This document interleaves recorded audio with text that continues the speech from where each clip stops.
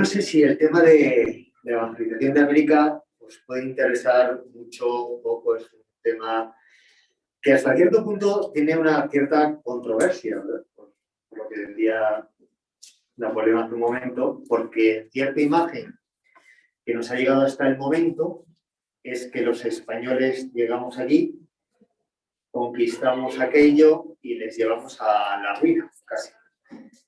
Os cuento una anécdota. Cuando yo estaba estudiando en Roma, que tenía compañeros de Latinoamérica, cuando alguno de los españolitos que estábamos por allí se nos ocurrió hablar del descubrimiento de América, nos miraban y nos decían, ¿qué? ¿Estábamos perdidos para que nos descubrieseis? Pues ya se ve que no lo llevaba muy bien. Y es verdad que allí, sobre todo en Argentina, se ha transmitido una historia del descubrimiento, de la evangelización, muy controvertida y muy polémica, ¿eh? Que parte es leyenda, lo que se llama leyenda negra, pero parte es verdad. Hay un hecho evidente, y es que en un momento determinado a los indios se les esclavizó y se les trató como animales, porque de hecho se cuestionaba, una de las grandes preguntas que se hacían los filósofos y teólogos de entonces, es si los indios tenían o no tenían alma. Fruto de ese debate, ya digo, es algo que ocurrió, eso no hay que negarlo, surgió lo que se llama el derecho de gentes, que es el precedente del derecho internacional, que nace en la Escuela de Salamanca. O sea que, fijaos, de un mal evidente, como era tratar a unas personas con una dignidad como si no la merecieran o no la tuvieran.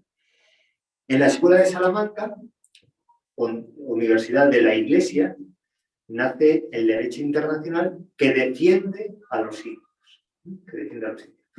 Bueno, esto es un poco para situar una de las polémicas que hay en torno a la evangelización de América, pero no es la única. Bueno, ¿cómo comienza esto? Esto comienza con lo que se llama el huevo de Colón. No sé si conocéis la historia. ¿Conocéis la historia del huevo de Colón? Pues es muy sencilla. Colón, un navegante que se presupone que es genovés, de Génova, llega ante la corte de los reyes católicos, Isabel y Fernando, y coge un huevo y lo planta ahí en medio. ¡Tas! Y dice, así es la tierra. Con sorpresa de todos, porque hasta ese momento se consideraba que la tierra o era un plano o era una especie de cubo, más bien un plano. De tal manera que cuando se terminaba ese plano, pues no se sabía muy bien dónde se iba, ¿no? Colón pone de manifiesto que la Tierra es redonda y entonces le plantea a los reyes católicos la siguiente cuestión. Podemos llegar a las Indias no por el camino que conocemos, que es ir bajando al sur de África, pensar que el canal de Suez que conecta el Mediterráneo con el Índico no se había construido, hasta el siglo XIX no se va a construir. Por tanto, la forma de ir a Asia era bajando hasta el sur de África, África del Sur, bordeando todo el continente africano, volviendo a subir, un viaje larguísimo. Y Colón lo que plantea es algo así de sencillo. Si la Tierra es redonda, podemos ir por un sitio, podemos ir por otro.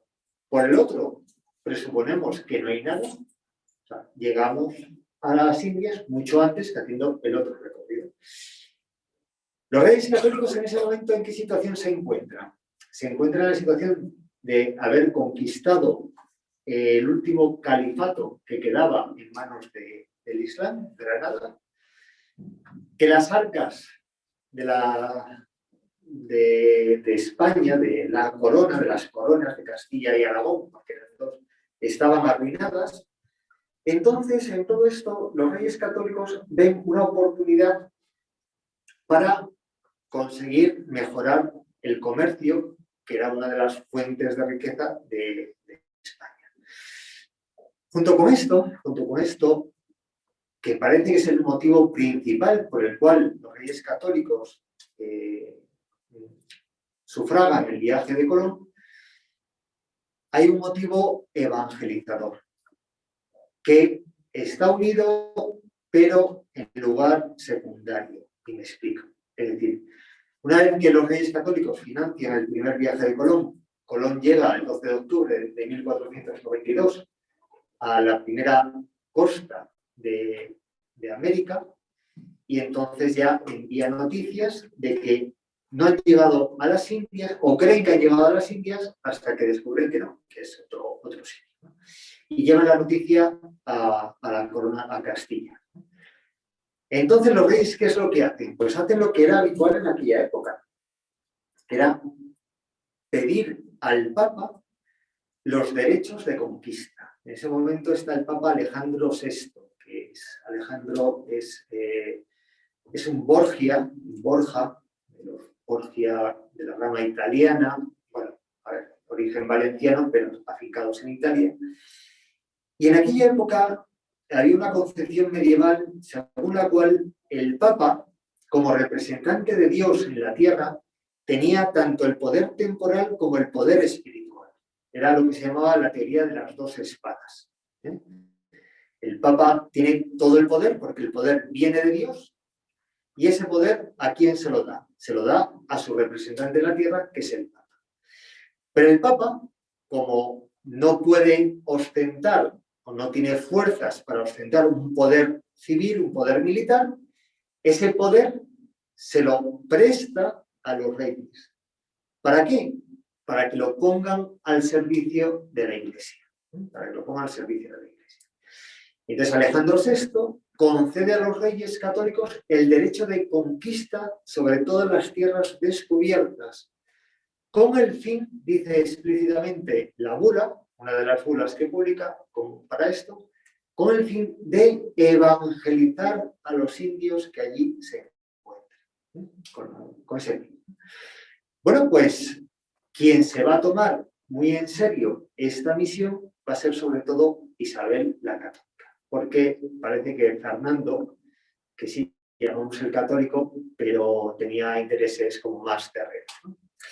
Bueno, pues así las cosas, comienza lo que es la evangelización. Ya en el segundo viaje sabemos que van a ir misioneros con el encargo de abrir nuevas misiones y de evangelizar.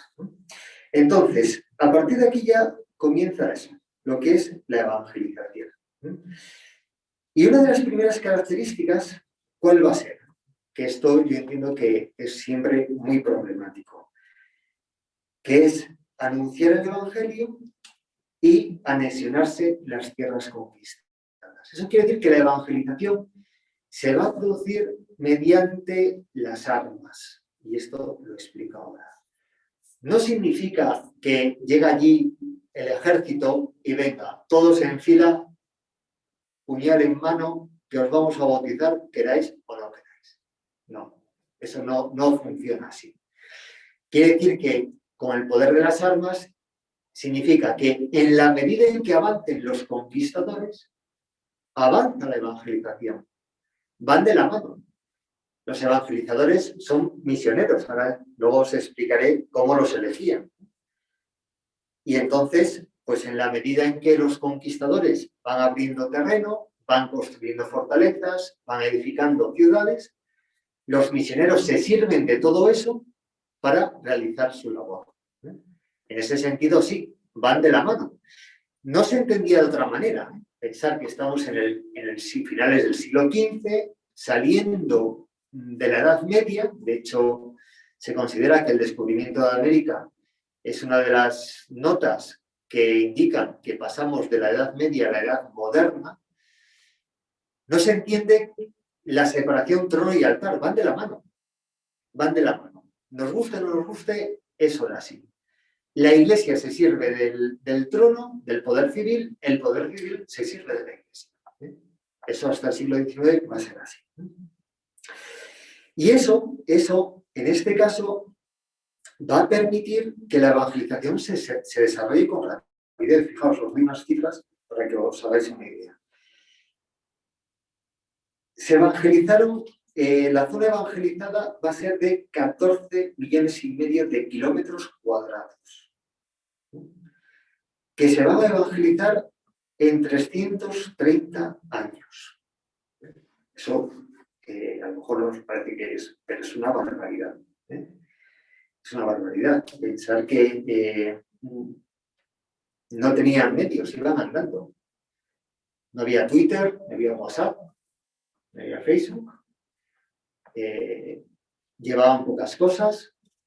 Bueno, pues así evangelizaron, pateándose el continente americano, con esos medios. Bueno, pues esta evangelización se desarrolló además teniendo en cuenta que había unos factores adversos, que no fue llegar allí, plantar la cruz, plantar la bandera y venga, ¡hala! Ya todos aquí catequizados, evangelizados, bautizados, grupos de lo que sea, ¿no? Acción católica, neocatecumenales, ¿no? No. Ahí fue uno a uno, ¿no? Entonces, ¿qué factores adversos se encontraron? Bueno, pues primero, los obstáculos de la naturaleza. Pensar que llegaban a un sitio totalmente desconocido. Se fueron haciendo mapas. Yo no sé si sabéis cómo se hacían los mapas en aquella época. ¿Hay alguno que sabe más o menos cómo se hacía? Bueno, pues una forma de hacer mapas era con los barcos, recorrían las costas y las dibujaban. Según iban allí, con el barco iban despacito y ahí iban más o menos tomando apuntes de cómo eran las costas. Así se hacían los mapas. No había satélites, con lo cual, bueno, pues no sabían dónde llegaban, cómo llegaban, qué se iba a encontrar, qué montañas, qué... No sé, no sabían nada de eso. Yo no sé si habéis visto la película La Misión. ¿La habéis visto? Bueno, pues la película La Misión que habla de la evangelización en el siglo XVIII. El siglo XVIII. Fijaos los indígenas que aparecen allí, que sí son una película, pero que era así, era real. Las cataratas esas por las que tiran a uno de los misioneros, ¿no? Pues eso era así. Por lo tanto, los obstáculos de la naturaleza. La dispersión geográfica. Las aldeas indígenas estaban dispersas. Eran pueblos también totalmente desconocidos. Vamos, como detalle, cuando llega Hernán Cortés, una de las grandes leyendas negras es lo que realizó Hernán Cortés cuando llega a México. Hernán Cortés, cuando llega a México, se encuentra que aztecas e incas están en guerra civil. Se están matando. Y la forma de matar, y luego además lo que hacían con los prisioneros eran sacrificios humanos. Yo no sé si tenéis en la cabeza esa imagen de las pirámides aztecas, que terminan de forma plana. Eso era un altar. Era un altar. Entonces, a los prisioneros los subían ahí, los ataban, vivos, les abrían el pecho y les sacaban el corazón. Perdonad que sea tan gráfico, es que es lo que se encontró Hernán Cortés cuando llega. Y Hernán Cortés consiguió pacificar eso. Y a partir de ahí empieza la evangelización. Entonces, ese fue otro de los obstáculos. La oposición sistemática de los hechiceros, magos, nigromantes. Esto existía. Yo os puedo contar un caso real, no es de América, es de África, pero me sirve igual para que lo entendáis. Entonces yo se lo voy a contar a un sacerdote, un profesor de mi universidad, que acompañó a un obispo a un país de África, para que veáis lo de los magos. Trasladarlo a América porque es el mismo caso. Y entonces se encuentran con un obispo que está allí en África y les cuenta lo siguiente. Que un misionero le dice, mire, yo no puedo seguir bautizando porque todos los niños a los que bautizo se mueren. Es más, el hechicero de la tribu me ha dicho que no siga bautizando porque él ha hecho un hechizo y todos los niños a los que bautice se van a morir. Y eso está ocurriendo. no eran imaginaciones del misionero ni amenazas, no, es que estaba ocurriendo. Niño que se bautizaba, a los pocos días moría. ¿Qué hizo el obispo este? Le dijo al misionero, bueno, tú no te preocupes, que esto se va a solucionar. Y este obispo dedicó como 15 días a hacer ayuno y oración. Ayuno y oración. Una forma muy rigurosa, pidiendo a Dios que intercediera. ¿Sabes lo que pasó? Que se murió el hechicero. Nadie lo mató, ¿eh? Bueno, quiere decir que la hechicería existía cuando llegaron los misioneros a África. Y eso fue un problema. Bueno, la oposición de los mismos indígenas, que evidentemente, bueno, pues, como ya os he contado, está la cuestión de los aztecas en México, los apaches de Nuevo México, las tribus bolivianas de América del Sur, que, bueno, pues consideraban que eran personas que entraban en sus territorios y que les iban a hacer daño. Entonces se oponían, como es lógico. Pero hubo también factores favorables, fundamentalmente dos. El primero, los propios misioneros, que eran personas con una gran capacidad de sacrificio. Fijaos, los que iban a América sabían que iban para no volver, que iban a morir allí. Y no sabían ni cómo, ni cuándo, ni no. Que lo dejaban todo y se iban.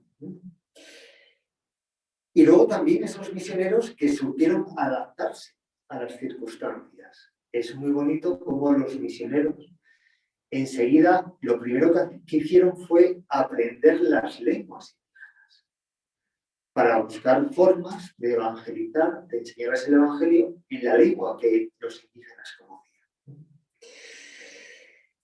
Bien. ¿Qué más cosas os voy a contar? Sí, os voy a contar, ya que he hablado de esto, de la elección de los misioneros. Vamos a ver. Muy pronto las órdenes religiosas se dan cuenta de que América, esas Indias descubiertas, es el lugar para desarrollar el cristianismo. Pensar que hasta 1492 el cristianismo se había desarrollado en América, perdón, en Europa. Ya está, no se conocía más. Parecía que el cristianismo había llegado a los confines de la tierra. Recordad que la punta noroccidental de España se llama Finisterre, porque se consideraba que ahí terminaba la tierra, que ya no había más. Con lo cual, así, aparentemente, el cristianismo ya había llegado por el occidente hasta el límite. Y de repente se encuentran que no, que hay más sitio, para extender el cristianismo. Con lo cual, las órdenes religiosas ven ahí un campo para desarrollar su labor. Y además de mandar misioneros, enseguida van a crear aquí en España seminarios para formar de manera específica a las personas que van a enviar. Y entonces, ¿qué requisitos van a tener los misioneros? Primero, recibir lo que se llama la misión canónica. La misión canónica. Es decir, no podían ir por libre. No podían ir por libre. No eran francotiradores. Venga, yo aquí me aburro, no sé qué hacer, no aguanto a mi superior, el obispo es un pestiño, el párroco no hay quien lo soporte, hago la maleta y me voy a hacer las amenazas. Pues no, eso no vale. O mandaban al misionero, o sí, no se podía ir. Luego también uno podía presentarse voluntario, eso sí. Y de hecho era impresionante cómo enseguida surgieron muchos voluntarios. Pero dentro de esos voluntarios se seleccionaba. ¿Y a quién se seleccionaba? A los mejores. a los mejores. No se seleccionaba al que querían quitarse de en medio. Este religioso no hay quien lo aguante en el monasterio, siempre está quejándose, es un rollo de tío, que lo mandamos a América y ahí nos lo quitamos del medio. No, no, no. Se buscaba a los mejores y a los que estuvieran mejor preparados, no a cualquiera. Después, la obligatoriedad del destino. Es decir, que no iban a donde querían, sino a donde les mandaba. Por eso también era importante el mandato de la Iglesia. Y lo que os decía antes, el propósito de perpetuidad. Es decir, el que iba, allí se quedaba. Y no volvía jamás. Y lo enterraban allí, porque iba para eso, para entregar su vida. ¿Vale? Bueno, pues a partir de aquí, entonces, ¿cómo se van a desarrollar las misiones? Bueno, pues va a haber varias fases. La primera de ellas es lo que se llama la fase del Caribe, que se produce entre 1493 y 1524, y es la evangelización de las Antillas. Aquí se establecen misiones en Colombia, más o menos cerca de la ciudad actual de Panamá, y en la zona septentrional, costa septentrional de Venezuela, de Cumaná. Ese es los primeros años de la evangelización. Y luego, a partir de ahí, el sistema de avance va a ser mediante círculos concéntricos. Es decir, se establecía un centro evangelizador y a partir de ahí los misioneros empezaban a ir a los pueblos, a las tribus que estaban alrededor. Cuando conseguían establecer un nuevo núcleo, hacían lo mismo alrededor de ese otro núcleo y así sucesivamente. De esta manera, entre 1524 y 1573 se produce la llegada de los que se van a llamar los 12 apóstoles franciscanos de México. Y fueron 12 franciscanos que van a evangelizar México, prácticamente todo. ¿Nunca os habéis planteado por qué la ciudad de San Francisco se llama San Francisco? Por los franciscanos, porque lo evangelizaron. Los Ángeles, por la iglesia de Nuestra Señora de los Ángeles, en Asís. San Diego, bueno, también santo franciscano. No sería algo más así, pero bueno, porque todo eso fue lugar de evangelización. En estos años también se desarrollan las misiones en América Central, en Colombia, Ecuador, Perú, Bolivia, norte argentino y centro de Chile. Os estoy hablando de los años 1524-1573. Es decir, en 50 años prácticamente ya se ha llegado a todos los países de América. Hay alguna misión en todos los países de América. Y entre 1573 y 1683 ya es el desarrollo de todas esas misiones que se han creado. Es decir, una vez que se han creado misiones en los distintos países, a partir de ahí ya se van desarrollando. Lo que sí hay que decir es que no fue una evangelización uniforme. Es decir, no fue todo a la vez, de la misma manera y de la misma y con los mismos métodos, no, sino que fue por fases y muchas veces, ya digo, dependía de los factores adversos o favorables que tuviera. Bueno, ¿qué más cosas? Por ejemplo, la metodología que empleaba. La metodología, que esto yo creo que es muy interesante. Fijaos, el método que va a emplear es el único que conocía, que era el de Jesús y los apóstoles. Recorrer las tribus, en este caso, no las ciudades sino las tribus, y hablar del Evangelio. Claro, ¿cuál es el problema? El problema estaba en que el receptor de ese mensaje era una persona con otra cultura, con otra mentalidad y al que generalmente se le encontraba desnudo. Claro, un indígena iba como Dios no había traído al mundo, tampoco se planteaban más problemas, ¿no?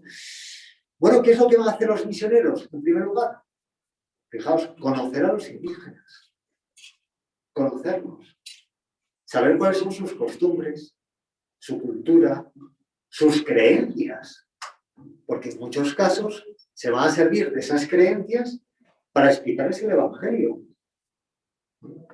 Una creencia muy habitual es en la creación. Bueno, pues aprovechan esos, no sacan la evangelización de la nada, sino que aprovechan lo que han aprendido. En segundo lugar, los evangelizadores enseguida también van a poner por escrito todo lo que ellos están aprendiendo. Es decir, se conservan muchos escritos de sus propias experiencias, de lo que hacían, de lo que servía, de lo que no servía, de lo que les ayudaba, de lo que era contraproducente, de tal manera que eso lo mandaban aquí a España. Y en esos seminarios que se crean para futuros misioneros, se estudian esas experiencias. Y de ahí se sacaban formas para evangelizar.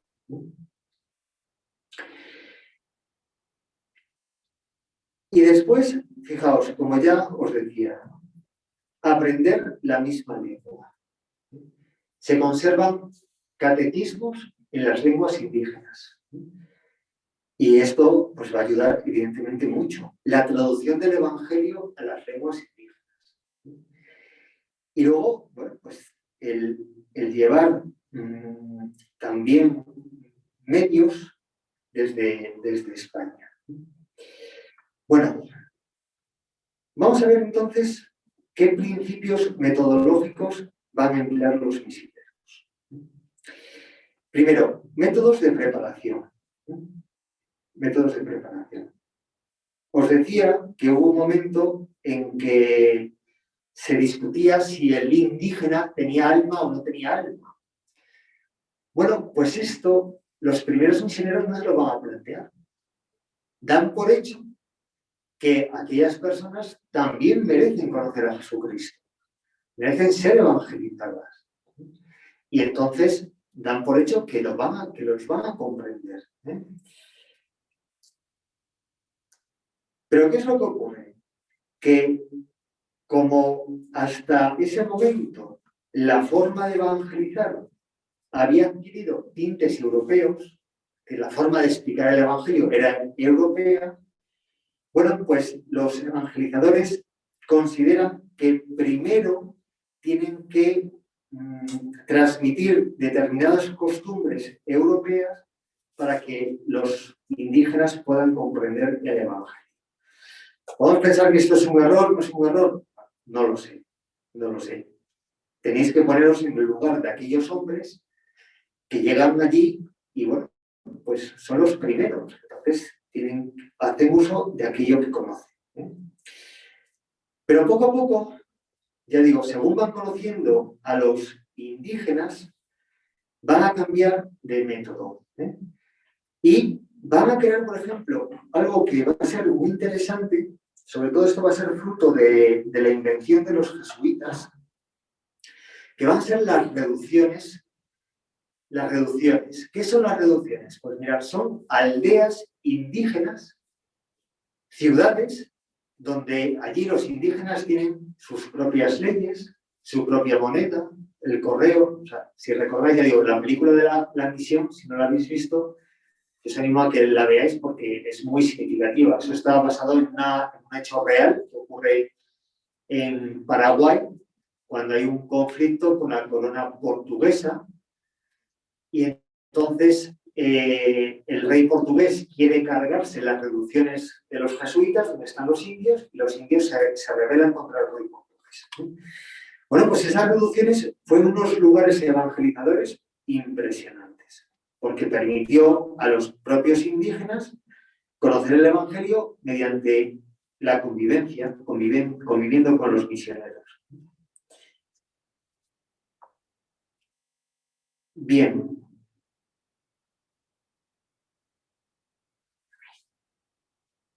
¿Y qué más cosas? Bueno, todo esto va a permitir que poco a poco se formen iglesias, se forme ya una estructura. Entonces va a llegar un punto en el que la evangelización de América va a combinar dos elementos. Uno, lo que es la misión propiamente dicha, porque va a haber todavía territorios sin evangelizar, que no conocen a Jesucristo, y al mismo tiempo el fortalecimiento de las iglesias que ya se han construido. En estas iglesias que se han construido se dan cuenta que hay que dar pasos. Y el primer paso va a ser la necesidad de tener clero propio, de tener clero indígena. Esto va a ser tremendamente problemático porque, bueno, pues no siempre los indígenas van a cumplir con las condiciones que exigía la Iglesia y que exige para ser sacerdote. De hecho, una de las cuestiones que más les complicaba la vida era el celibato. Bueno, pues lo que entendían es que un hombre tenía que unirse a una mujer y que eso de ser célibe era una cosa rarísima. Bueno, pues esto va a tener sus complicaciones y esto va a hacer que se tarde mucho en que haya clero indígena, en que haya seminarios. Y fijaos que ya va a ser en el siglo XIX, con León XIII, cuando se abran los primeros seminarios donde haya clero propiamente nativo, que ya no sea clero que haya venido de España. Bien, y ya para terminar, ya abrimos un debate de preguntas, si queréis, o cuestiones que surjan. El otro gran hito de la evangelización de América y lo que va a dar mucha fortaleza va a ser la aparición de la Virgen de Guadalupe. Vamos a ver, la Virgen de Guadalupe se aparece a un indio que había tomado como nombre de bautismo Juan Diego. Juan Diego iba un día, volvía a su casa de la catequesis, donde le habían explicado la bienaventuranza, bienaventurados los limpios de corazón, porque ellos verán a Dios. Y entonces iba pensando en esto cuando en un monte, en un collado, se le aparece una mujer con rasgos indios, y le pide que vaya a ver al obispo, que era un franciscano, para que en ese lugar hagan una iglesia en homenaje a la Virgen. Bueno, pues Juan Diego va a ver al obispo y claro, Juan Diego no sabe quién es esa mujer. Y entonces en ese momento ve que en la habitación del obispo hay un cuadro de la Virgen de Guadalupe que está en Extremadura. Y entonces Juan Diego señala ese cuadro y le explica al obispo que es esa la mujer que se le ha aparecido. Por eso se le llama la Virgen de Guadalupe de México, Guadalupe.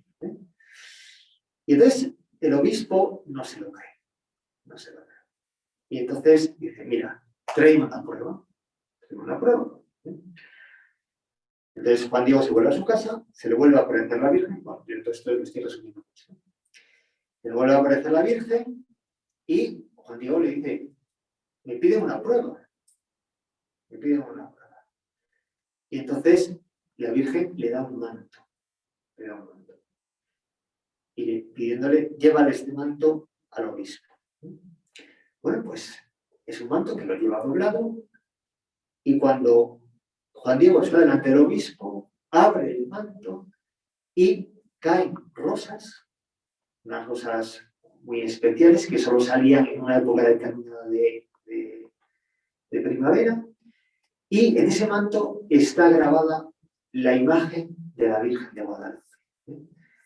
Es muy impresionante porque hay estudios de ese manto, que es la tela que se venera en Guadalupe, en la Basílica, y simplemente os cuento como detalle, porque lo más significativo, que se han estudiado los ojos de esa pintura que está ahí reflejada en ese manto.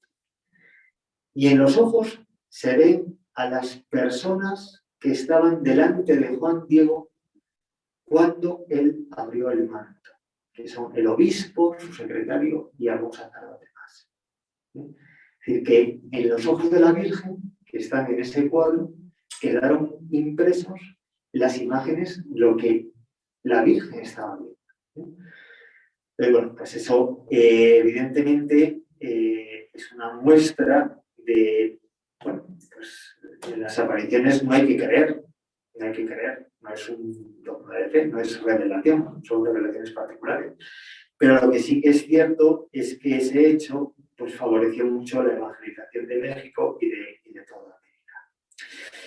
Bueno, pues con esta mención a la Virgen, si queréis abrimos preguntas o dudas, lo que tengáis, más o menos. Sí. Sí, yo quería preguntar, sí, ¿hasta qué punto es cierto eso que se plantea en la película de la misión, precisamente, de que por un lado estaba el clero regular, que estaba en las misiones, que estaba como mucho más cercano a los indígenas, y por otro, pues el poder más político, si se quiere, si realmente había ese divorcio entre ambas partes?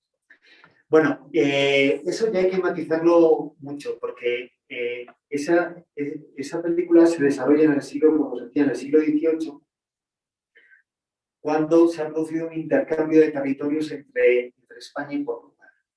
Y el rey portugués considera que en esas zonas de las reducciones, los jesuitas, que son los que tienen eso, tienen mucho oro. Y en esa época ya había como cierta animadversión hacia la Compañía de Jesús. De hecho, resultado de lo que va a ocurrir en esas misiones será la expulsión de los jesuitas de Portugal. Entonces sí que había esa escisión, sobre todo hacia los jesuitas, curiosamente. Ya por otros motivos. Estamos en la época ilustrada, hay un fuerte racionalismo, estamos en la época de la monarquía absoluta, en la que el rey se considera el único representante de Dios y quiere controlar sobre la propia iglesia. Y bueno, pues había una orden, los jesuitas, que tienen el cuarto voto de obediencia al Papa, resultaban incómodos. Y si a eso le añades el rumor de que tienen oro, pues era algo como muy goloso para el rey portugués, ¿no? Entonces eso sí que existía, pero en concreto con los jesuitas, ¿no? ¿Más? Sí, una pregunta. Es que están todos abiertos por motivos.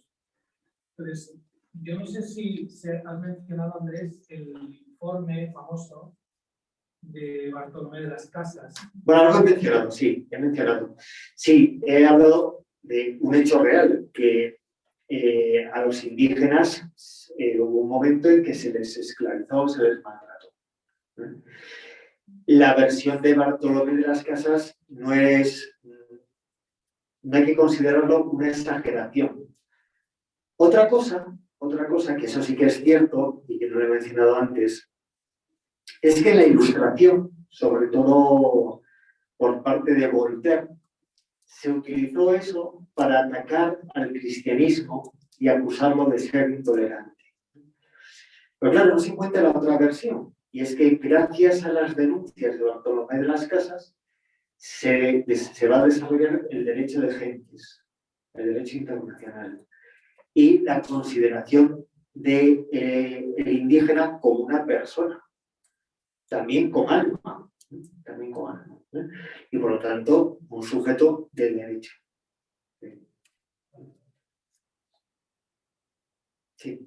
En relación a esto último, o sea, al final todo lo del derecho de gentes en la Universidad de Salamanca dicen que los indígenas, o sea, los indios son personas y por lo tanto no pueden ser esclavizados y hay que evangelizarlos y demás. Sí. ¿Y los africanos por qué sí que pueden ser esclavizados? Claro, ese es otro tema, pero es que es el mismo problema. Claro, pero ¿cuál es el razonamiento en plan de, vale, los indios sí y los africanos pues mira, no te lo puedo asegurar, pero sí, la verdad es que eso es una cuestión que está ahí y que fue denunciado por la Santa Sede. O sea, el esclavismo de África, sobre todo, se desarrolla en el siglo XIX Y hay varios documentos en los que la Iglesia condena eso. Sí. A ver, la excusa que se ha empleado es que, sobre todo, no es un argumento muy a favor del ecumenismo, el que voy a decir ahora. Se les achaca sobre todo a los ingleses, a los anglicanos, no católicos. Pero los portugueses también. Efectivamente, eso es lo que iba a decir, sí, efectivamente. Pero también portugueses e Isabel II, la reina española, también favoreció el comercio de esclavos africanos. No te puedo dar una respuesta. También es cierto que en el siglo XIX ya la escuela de Salamanca había desaparecido y ahí lo único que quedaba era la iglesia y los documentos eclesiales que denunciaron eso. Sí. Y fijaos, lo curioso de todo es que parece que los que peor trataban a los negros en América eran los descendientes de indígenas, los mestizos, curiosamente. Sí. Sí, ha dicho que no hubo seminarios indígenas hasta el siglo XIX o algo así. Vale, sí, o sea, sí y no. A ver, hubo colegios de las órdenes religiosas. Vale. Pero seminarios propiamente dichos, como hoy los conocemos, para clero diocesano indígena en el siglo XIX. Vale.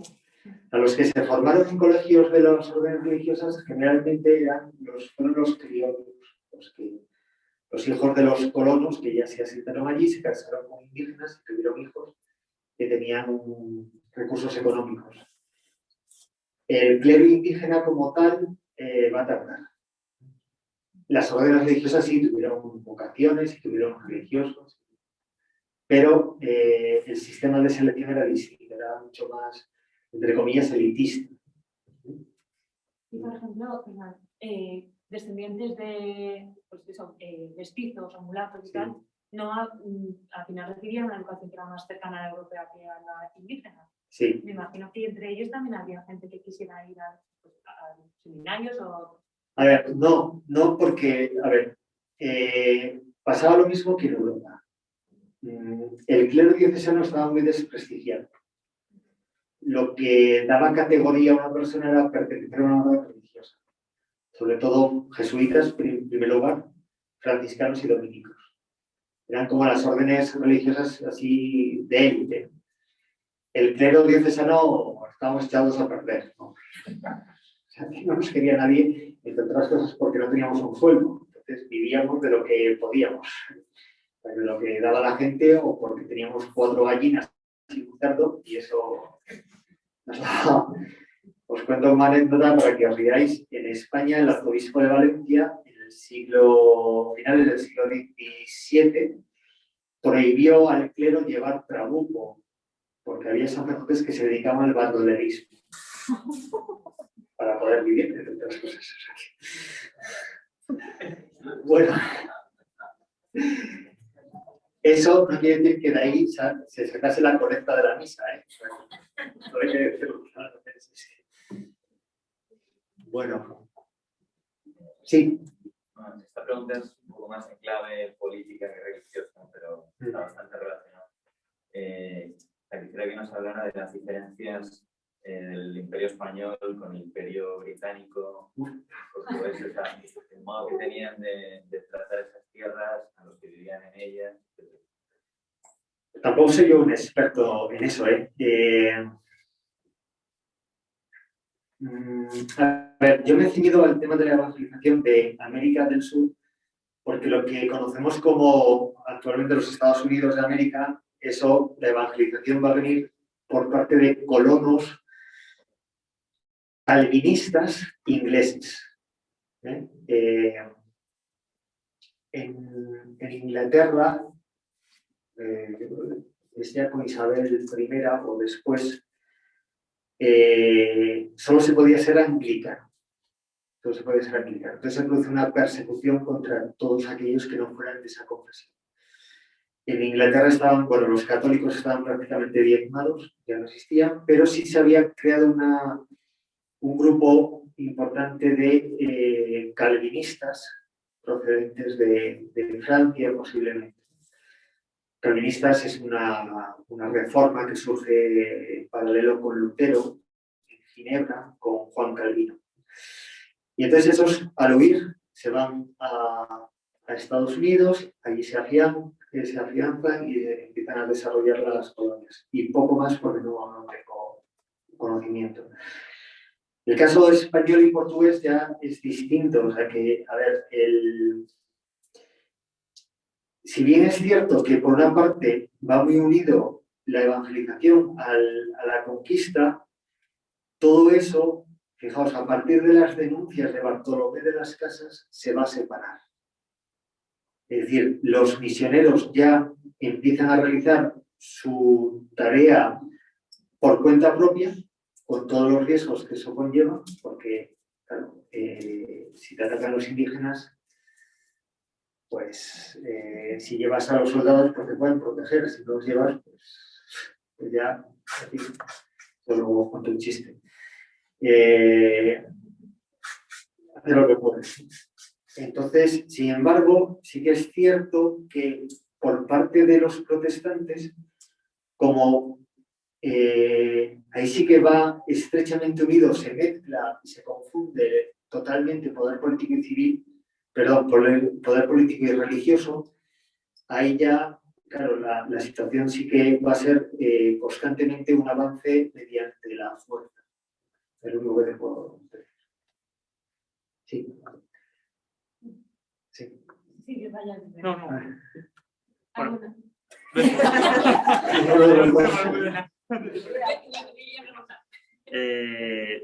No es mía, es de los que están viendo ahora la repetición. Mi pregunta es respecto al sincretismo religioso que se dio entre las creencias católicas e indígenas. ¿La Iglesia marcó pautas en esa época sobre hasta qué punto podían integrarse las creencias indígenas a las tradiciones religiosas católicas? ¿O ha sido un proceso natural? Por ejemplo, el Día de Muertos en México. Bueno, no hubo sincretismo.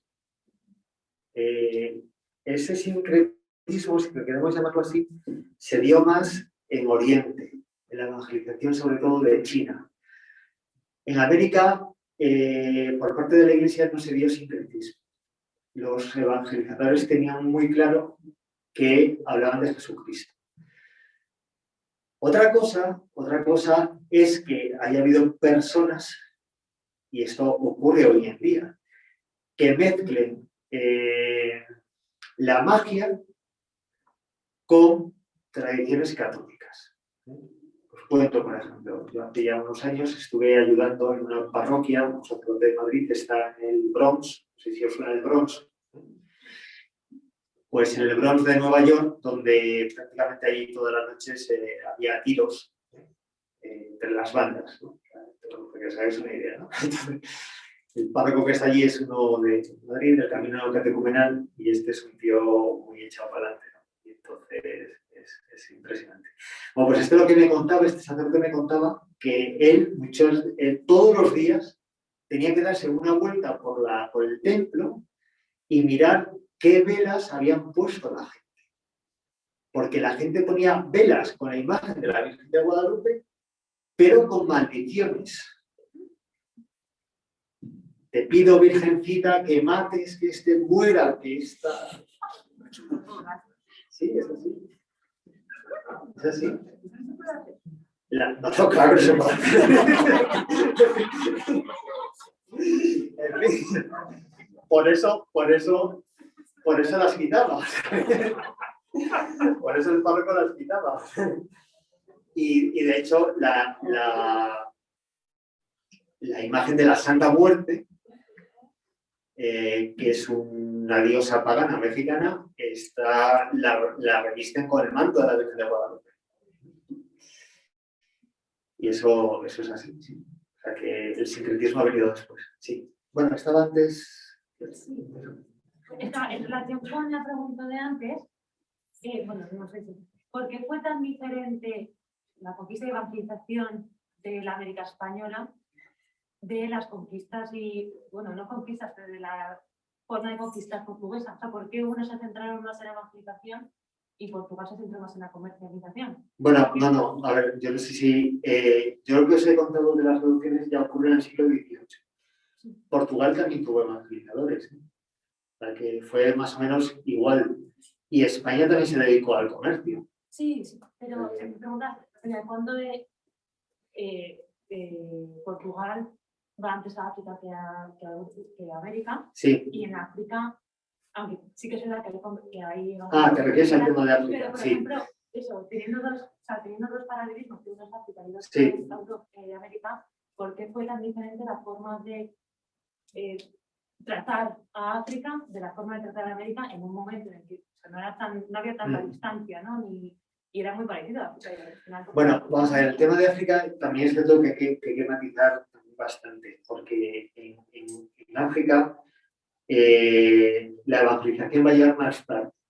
En un primer momento, en el siglo XVI, se centra en lo que es el África en las costas, y luego ya en el siglo XIX se entra en lo que se conoce como el África negra. Pero también va a ocurrir lo mismo, es decir, que van de la mano colonización y evangelización.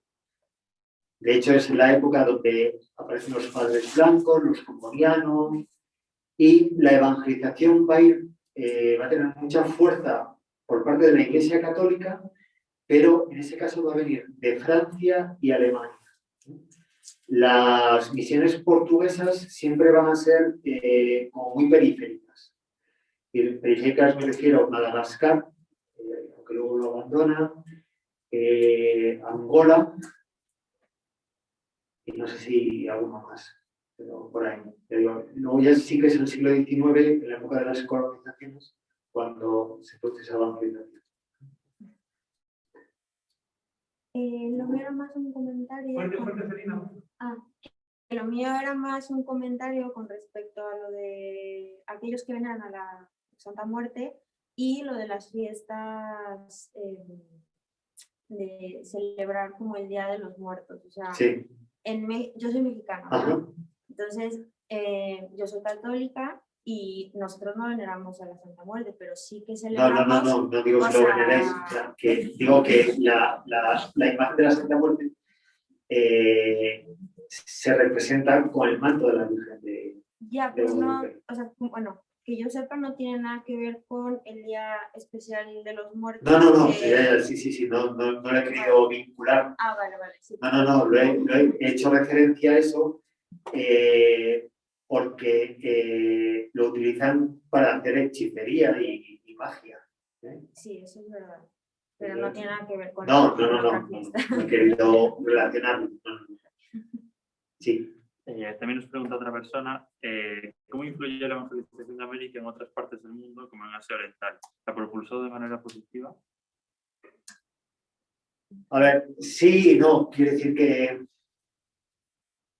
en Asia el origen de la evangelización va a ser también el comercio, fundamentalmente. Bueno, ahí quien va a tener un papel clave va a ser San Francisco Javier, que se va a servir, ahí sí que se va a servir, por ejemplo, de los portugueses, porque eran los portugueses los que tenían colonias en Goa, y a través de ellos va a llegar allí y luego va a empezar la evangelización en la India, en China, luego se va al Japón.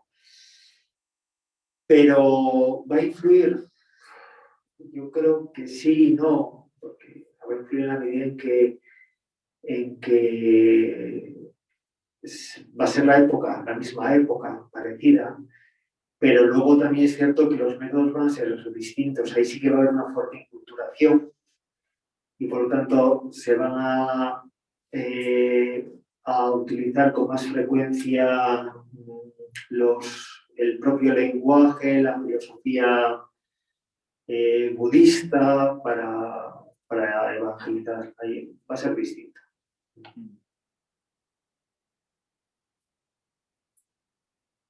Bueno, yo también, personalmente, esta sí es mi pregunta, sobre, o sea, hasta qué punto o cómo, porque mucha gente no cree en ello, ¿no? Acerca de la magia negra, de chamanes, pues vudú, yo qué sé, el tarot, hay una gama de cosas. ¿Qué es lo que cree la Iglesia en este punto? O sea, ¿cree que eso existe y que puede hacer daño, que por lo tanto... Bueno, ahí ya entramos en otra cuestión que no es cuestión de la evangelización. No, pero bueno, pero a raíz te de lo que respondo de lo que yo sé, ¿no? Eso sí que tienes ahí otro tema para tratar. Existir existe. Existir existe. Pero ahí hay que tener cuidado con los dos extremos. Hay un autor que a lo mejor habéis leído algo de él, C.S. Lewis, en castellanizado. En Cartas del Diablo a su sobrino dice que hay dos peligros. Uno, obsesionarse, y otro, relativizar tanto que se desprecie. Bueno, pues esa es la cuestión. O sea, que existir existe, pero no hay que obsesionarse ni hay que despreciarlo como si no existiera. Todo lo que signifique la Ouija, el tarot, todo eso, bueno, pues son instrumentos de los que se puede servir el diablo para actuar. Eso es así. Sí. En estos países, bueno, pues a lo mejor tú lo sabes de tu país, digo, yo lo que vi cuando estuve en esta parroquia del Bronx, es que sí, porque magia negra existe. Y allí había gente que lo hacía. Sí, sí. Y lo hacían incluso para enriquecerse. Sí, sí.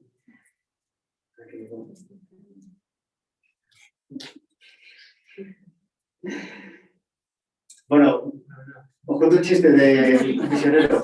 Es muy malo, ¿eh? No sé si sabéis, ese misionero que va corriendo por la selva perseguido por un león.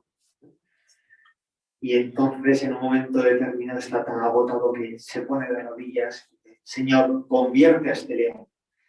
El león le da caza y dice el león: bendice, Señor, a nosotros estos alimentos que vamos a tomar. Bueno, ¿terminamos con una Ave María o cómo tenéis?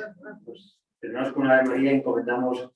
El próximo domingo celebramos el día de las misiones en América, entonces, bueno, pues vamos a pedir por ellas.